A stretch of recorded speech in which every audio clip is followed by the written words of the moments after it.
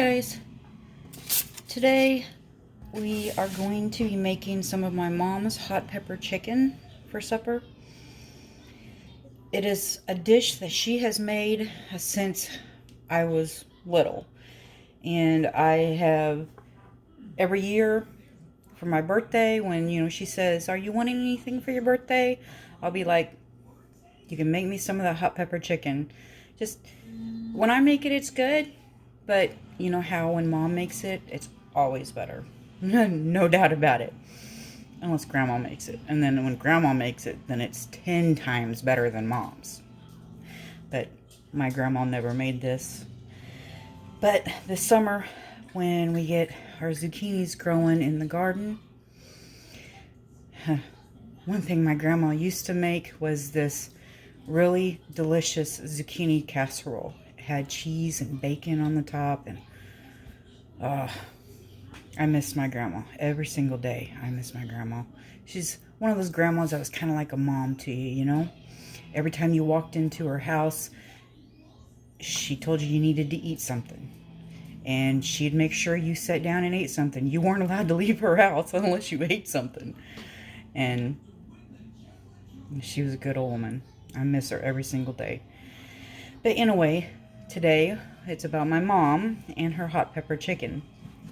And one thing my mom does, and I have found a cheater's method, is my mom sits there and she will take a piece of chicken and she breads it in cornstarch, because that's the original recipe that she got from her walk like 10 million years ago. She breads each piece of chicken individually and then lays it out to dry for however long. And me,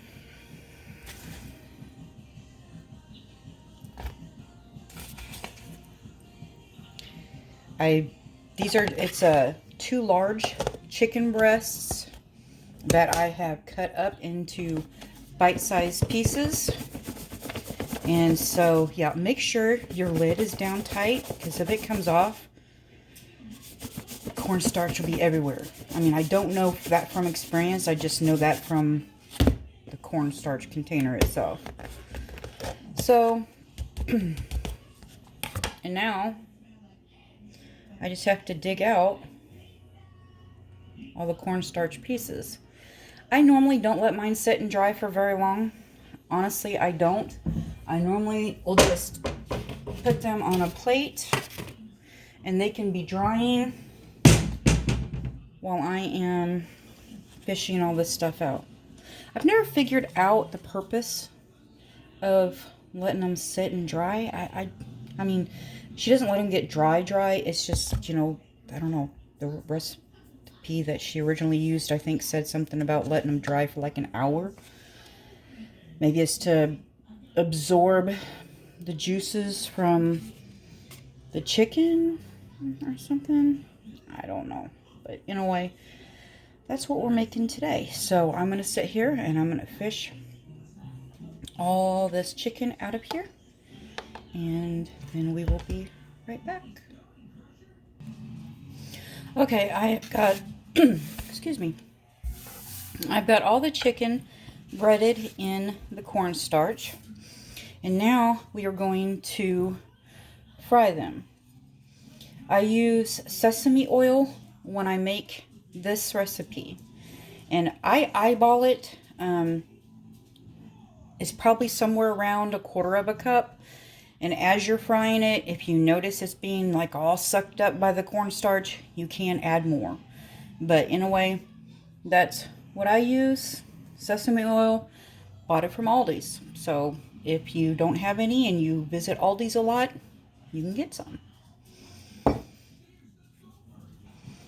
While I am waiting for the oil to heat up, I went ahead and I already made the rice. I used cheater's rice. I've got regular rice. I'm sure you can probably tell from the bags under my eyes. I didn't sleep well last night, and so I am extremely tired. My butt is dragging. But anyway, I made some instant rice. Also bought at Aldi's. And if you are a huge Aldi's, there is a Facebook group out there called Aldi's Nerds or something like that. And it is a really awesome group. They talk about a lot of their finds and what Aldi's has and stuff like that. I'm going to go ahead and go over some of the ingredients with you. That way you can kind of get stuff out and, you know, start getting it ready. But first off, we started with 2 huge chicken breasts. You can use more if you want, depending on the size of your family. But you'll have to, if you do that, you'll have to make sure to up all of the other ingredients also. Instead of 4 tablespoons of soy sauce, if you double it, you'll want to do 8 tablespoons. But so this is what we have done.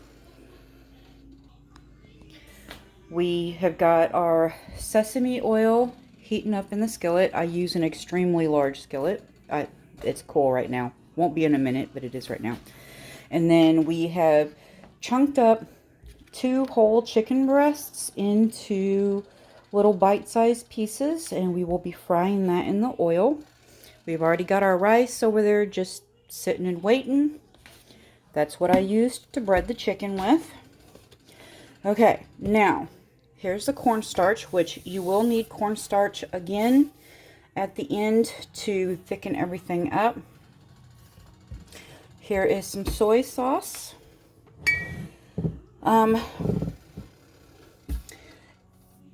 It says red cooking wine, but I don't have any of that, so I just use that. It's a red wine, so.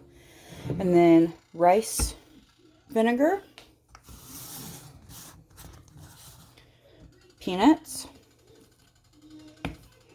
crushed red pepper, and brown sugar. Those are the ingredients that you will use. As we go through the recipe, I will let you know how much of each you'll need. So in a way, we will be back when the oil is heated up, and I'll go ahead and fry the chicken, and then I'll come back. While I'm waiting for the chicken to finish frying, I wanted to go over the oil thing. I use sesame oil. My mom does not. She uses vegetable oil. So the type of oil you use, I guess, doesn't really matter. It's more of a preference, what you like as far as your tastes. And the other thing, my mom uses a wok. I do not have one. And so I make the skillet version, which is exactly the same way as you do in the wok. It just doesn't have all the fancy being able to flip it and all of that, which is what a spatula is for. So, I don't know. I'm sure woks come in handy for certain things, but I've never needed one. So, in a way, that's the 2 more of the differences between how my mom does it and how I do it. It's still her recipe. I just bread all of the chicken kind of at once and not individual pieces like she does. And I use a skillet, whereas she uses a wok, and I use sesame oil, whereas she uses vegetable oil. So, and when you get to the crushed red pepper, this is just to your taste. If you like extremely spicy, go ahead, dump the whole bottle in. If you don't like a lot of spice but a small kick, then just, dump however much in.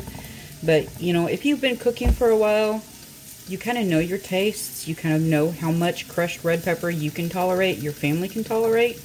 So just, yeah, on the crushed red pepper, that is up to you. Let's see. I'll show you my little cheat sheet. This is not a full recipe. If you actually it says hot pepper chicken parts at the top. And so, like last year or something, when I called Mom and said, hey, instead of you making this for me just once a year for my birthday, how about you just tell me what you put in it? Because, I watched her make it, so I know how it's done. And so, she just told me what's in it, and so I just go from there because I've seen it made. So But anyway, when the chicken's done frying, we'll be back. Okay, I have the chicken fried up. Do you see it? My husband's phone. So, the chicken. And then next we will get a small bowl out, just kind of mix everything together. You'll need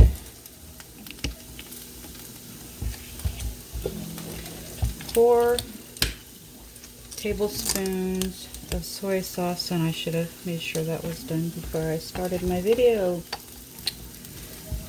Anyway, so 4 tablespoons of the soy sauce.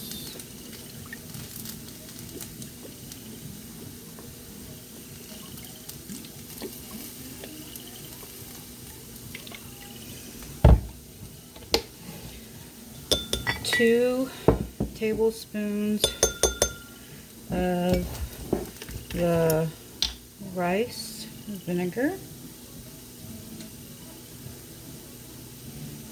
Just 1 and 2. 2 tablespoons of the red cooking wine.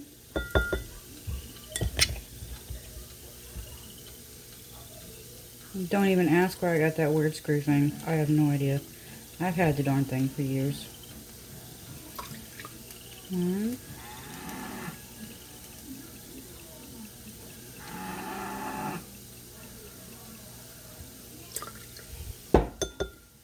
2.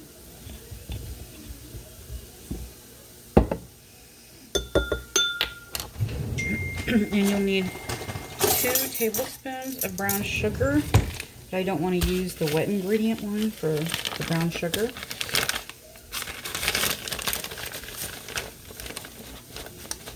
Put a little bit of a pack on it.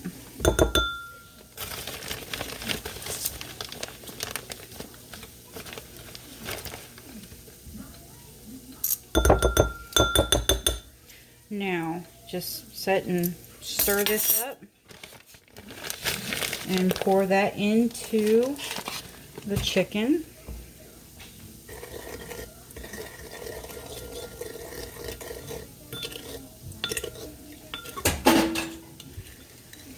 Smells like the wine. Okay, I've got the windows open, so things are flying everywhere. So hold on 1 second. Okay, hopefully that will take care of that. I put a piece of paper on my little recipe cheat sheet.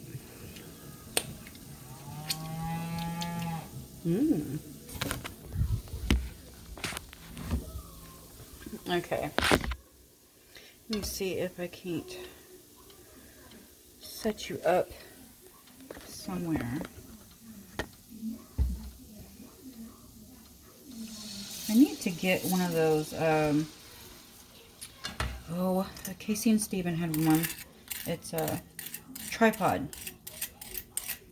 I need to get a tripod or something that'll hold my phone when I am videotaping.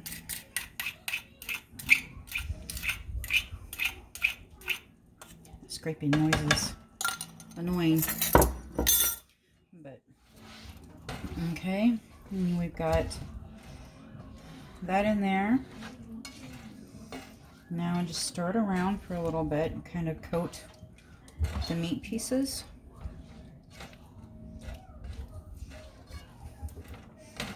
Now it does look like it's runny, but that's where you add a little bit of a cornstarch mixture to the end of it and thicken it up. Gosh darn it. See, I can't just hold the phone like that. Here, let me try something else.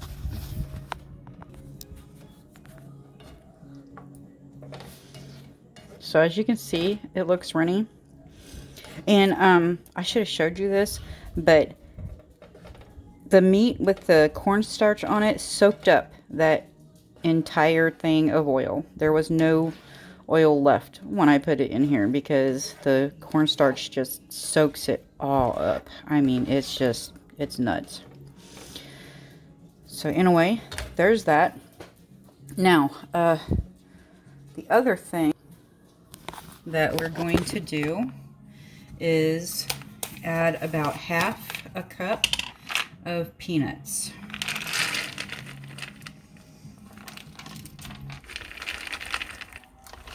These are dry roasted, unsalted peanuts.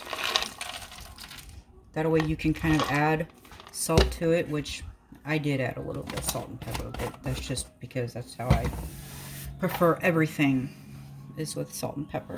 So let's put it back around. So there it is with the peanuts in here.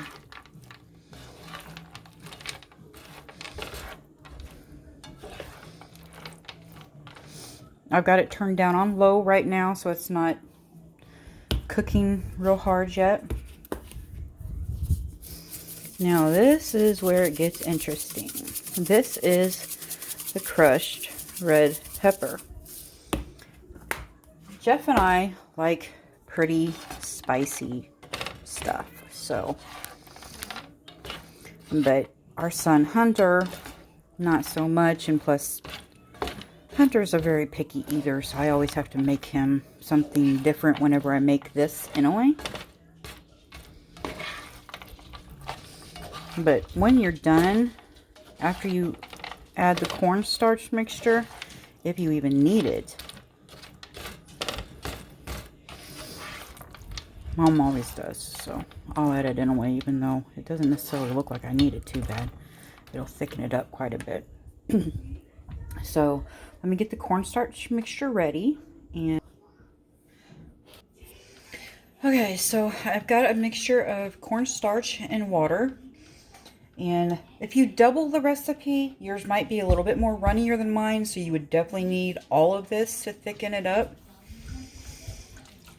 But all of this is like a couple of tablespoons of cornstarch, and then like double, triple that of water.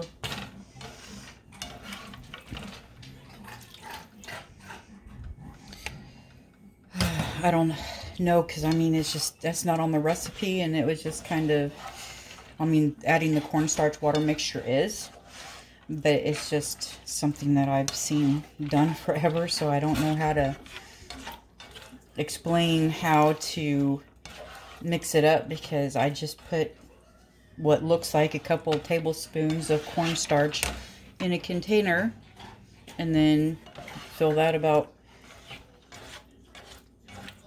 halfway with water and call it done. So it's kind of how I make biscuits and gravy too. Most people, you know, they're like, you know, they make a what's called a roux out of, I don't know, oil or bacon grease or butter. Not me. I couldn't make a roux to save my life, and that's being honest. So I always just make up either a flour and water mixture or a cornstarch and water mixture and sit there and add it to my gravy, and I'm sitting there stirring the heck out of it as I make the gravy, and it thickens up and is a very creamy and smooth gravy. But after this thickens up a little bit, I'll show you what it looks like. Okay, after I added in the cornstarch and water mixture, this is what we come up with, and now we just serve this over rice. You can add soy sauce to it, like Chinese meal, or, you know, I mean, you add other stuff to it if you want. I mean, if you want to add broccoli, add broccoli. If you want to add water crests or whatever those other little Chinese things are, add it. It's like bamboo. Add it. It's just, this is the original recipe, but what becomes of it next is going to be up to you. You can do it like this, or make it your own. So, that's all there is. You guys have a good night. Hopefully I'll sleep better tonight. Bye.